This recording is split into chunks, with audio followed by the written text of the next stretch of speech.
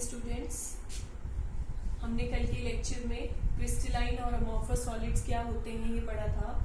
आज हम crystalline solids और अमॉर्फस सॉलिड्स में डिफरेंस क्या है वो करेंगे। तो सबसे पहले देखिए, हमने जैसे कल डेफिनेशन कर ली थी क्रिस्टलाइन सॉलिड्स में, the constituent particles are arranged in a regular fashion containing short range as well as long range order।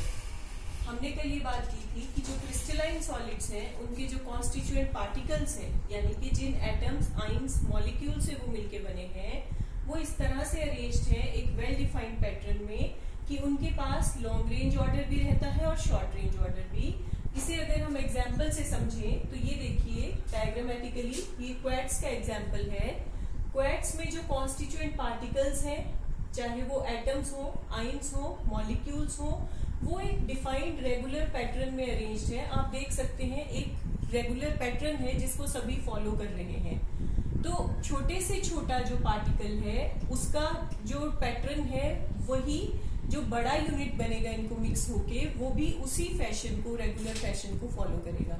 क्योंकि छोटे पार्टिकल से लेके बड़े क्रिस्टलाइन सॉलिड का स्ट्रक्चर सेम है, तो हम कहते हैं कि लॉन्ग रेंज ऑर्डर भी है और शॉर्ट रेंज ऑर्डर भी। इसके ऑपोजिट अगर हम अमॉर्फस सॉलिड्स की बात करें तो यहाँ पर जो कॉन्स्टिट्यूएंट पार्टिकल्स हैं वो किसी रेगुलर फैशन में अरेंज नहीं होते। फॉर एग्जाम्पल क्वार्ट्ज ग्लास, यहाँ पर आप देख सकते हैं जितने भी कॉन्स्टिट्यूएंट पार्टिकल्स एटम्स, आइंस या मॉलिक्यूल से ये मिलकर बना है, उनमें आप कोई एक रेगुलर या डेफिनेट ज्योमेट्रिक पैटर्न नहीं देखेंगे। सब अलग अलग अरेंज्ड हैं। हर किसी जो शेप बन रही है छोटे छोटे यूनिट्स को ज्वाइन करके, वो सबकी अलग अलग है। ऐसा हो सकता है रेयरली कि कोई दो स्मॉलर यूनिट्स जो हैं वो एक दूसरे को रिजेंबल करें शेप में, पर बड़े वाले यूनिट्स या छोटे से लेके बड़े तक कोई एक रेगुलर फैशन को फॉलो नहीं करेंगे। तो इसीलिए हम कहते हैं अमॉर्फस सॉलिड्स के पास सिर्फ शॉर्ट रेंज ऑर्डर होता है, लॉन्ग रेंज ऑर्डर नहीं होता। अभी आपको डायग्राम से क्लियर हो गया होगा ये। सेकेंड पॉइंट देखिए, they have definite geometric shapes. क्योंकि ये एक रेगुलर ऑर्डर में अरेंज होते हैं तो इनकी जो ज्योमेट्रिक शेप है वो भी एक डेफिनेट होगी, जबकि इनकी इररेगुलर शेप होगी, जैसा आप यहाँ पर स्ट्रक्चर में देख भी सकते हैं। इसके बाद third point, they have sharp melting points. जो क्रिस्टलाइन सॉलिड्स हैं, क्योंकि वो एक रेगुलर फैशन में अरेंज्ड हैं, तो उनके मेल्ट होने के लिए भी एक particular well definite melting point होगा उनका, कि इतने मेल्टिंग पॉइंट पर ये मेल्ट हो जाएंगे। जबकि जो अमॉर्फस सॉलिड्स हैं उनके लिए एक रेंज चलती है टेम्परेचर की। फॉर एग्जांपल 210 केल्विन से लेके हम कह सकते हैं कि 230 केल्विन टेम्परेचर की जो रेंज है उसमें कोई पर्टिकुलर अमॉर्फस सॉलिड मेल्ट हो जाएगा। ठीक है। फिर इसी तरह से ये जो क्रिस्टलाइन सॉलिड्स हैं ये एनाइसोट्रॉपिक होते हैं नेचर में। एनाइसोट्रॉपी और आइसोट्रॉपी क्या होता है ये अलग से क्वेश्चन भी आ जाता है, समटाइम्स शॉर्ट नोट लिखने को आ जाता है आपको पैराग्राफ, तो इसके लिए आपने ध्यान से सुना है। सबसे पहले हम आइसोट्रॉपिक क्या होते हैं उसको एक्सप्लेन करेंगे।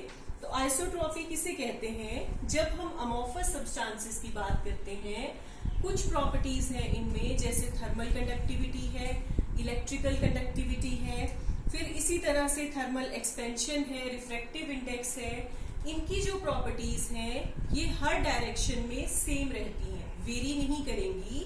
तो इस प्रॉपर्टी को हम आइसोट्रॉपी कहते हैं और ऐसे सब्सटेंसेस को आइसोट्रॉपिक कहते हैं। ये अमॉर्फस सॉलिड्स के केस में देखते हैं हम।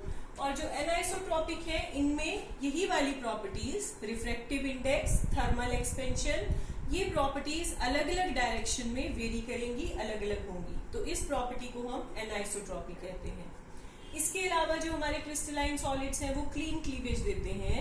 अगर नाइफ से कट करें तो एक सिंपल स्ट्रेट लाइन में स्मूथली ये कट हो जाते हैं, जबकि जो हमारे अमॉर्फस सॉलिड्स हैं ये इररेगुलर कट देते हैं।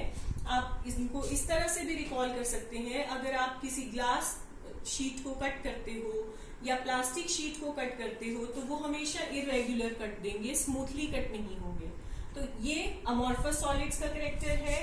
एक और बहुत इंपॉर्टेंट कैरेक्टर, जो क्रिस्टलाइन सॉलिड्स हैं ये ट्रू सॉलिड्स हैं, मतलब सॉलिड्स के सभी जो भी प्रॉपर्टीज हैं उनको ये शो करते हैं, जबकि जो अमॉर्फस सॉलिड्स हैं इनको सीडो सॉलिड्स कहा जाता है। इस पर भी बहुत बार शॉर्ट नोट आता है कि सीडो सॉलिड्स क्या होते हैं, या फिर ग्लास को हम सीडो सॉलिड क्यों कहते हैं, या जो अमॉर्फस सॉलिड्स हैं इनको सुपर कूल्ड लिक्विड्स क्यों कहा जाता है। तो सीडो मीन्स फॉल्स, फॉल्स मने झूठा। सीडो सॉलिड्स का मतलब है कि ये सॉलिड्स की प्रॉपर्टीज एग्जैक्टली शो नहीं करते, कुछ कंडीशंस पे सॉलिड्स के जैसा बिहेव करते हैं, इसलिए इनको सीडो सॉलिड्स कहते हैं। इसका एग्जाम्पल या जब क्वेश्चन आता है तो इस तरह से पूछा जाएगा कि why amorphous solids are called pseudo solids. तो हम आंसर में क्या कहेंगे, किस तरह से सपोर्ट करते हैं। जो बहुत पुरानी बिल्डिंग्स होती हैं उनके अगर हम विंडो पेन्स को ध्यान से ऑब्जर्व करें तो हम क्या देखेंगे, जो ग्लास पेन है वो हमें बॉटम से थिकर नजर आएगा और जो उसका टॉप वाला हिस्सा है वो थिन हो चुका होगा। वो ऐसा क्यों होता है, टाइम बीतने के साथ साथ, क्योंकि ग्लास जो है वो हम कह रहे हैं सीडो सॉलिड है, एग्जैक्टली सॉलिड नहीं है, वो लिक्विड है, जो कि आपने एकदम से उसको क्या किया है, मॉल्टन फॉर्म में लेने के बाद एकदम से बहुत लो टेम्परेचर पे फ्रीज कर दिया है, जब तो वो सॉलिड में चेंज हो गया। अब क्या होता है, टाइम बीतने के साथ साथ उसमें, क्योंकि वो लिक्विड था शुरू से, तो उसमें फ्लूइडिटी की प्रॉपर्टी रहती है, बहने की क्षमता रहती है। तो धीरे धीरे जैसे जैसे टाइम बीतता जाता है वो विंडो पेन में भी ऊपर से नीचे की तरफ उसके मॉलिक्यूल्स जो है वो फ्लो करते रहते हैं, जिसके कारण वो नीचे से आपको थिकर दिखाई देगा, बहुत पुरानी बिल्डिंग्स में देखें, और उसका अपर पोर्शन जो है वो थिनर दिखाई देगा। तो ये तो आंसर हुआ कि जो ग्लास है उसको सीडो सॉलिड या सुपर कूल्ड लिक्विड क्यों कहते हैं। इसके बाद यही क्वेश्चन एक और तरह से भी आता है कि why window glass of old buildings look milky. तो इसका आंसर भी यही है। रीजन क्या है, क्योंकि जब दिन के समय में हीटिंग होती रहती है रेगुलरली, जो पुरानी विंडोज हैं या पुरानी बिल्डिंग्स हैं, तो दिन में वो हीट होता है ग्लास, रात को वो कूल होता जाता है, एकदम से ठंडा। इस प्रोसेस को हम एनीलिंग कहते हैं। तो जब ये काफी लंबे समय तक चलती रहती है तो फ्लूइडिटी होने की वजह से उसमें जो है ग्लास में जो है वो क्रिस्टलाइन कैरेक्टर आ जाता है, जिसकी वजह से वो मिल्की हो जाता है। ठीक है, तो ये कुछ डिफरेंसेस है, और इनमें से जो शॉर्ट नोट्स जैसे बनते हैं एनाइसोट्रॉपी, आइसोट्रॉपी, सीडो सॉलिड्स के ऊपर भी क्वेश्चन बन जाता है। तो आपने क्या करना है, ये डिफरेंसेस नोट करने हैं कॉपीज पे, और सीडो सॉलिड्स और एनाइसोट्रॉपी और आइसोट्रॉपी के ऊपर अलग से शॉर्ट नोट भी बनाना है। Okay, thank you. बाकी नेक्स्ट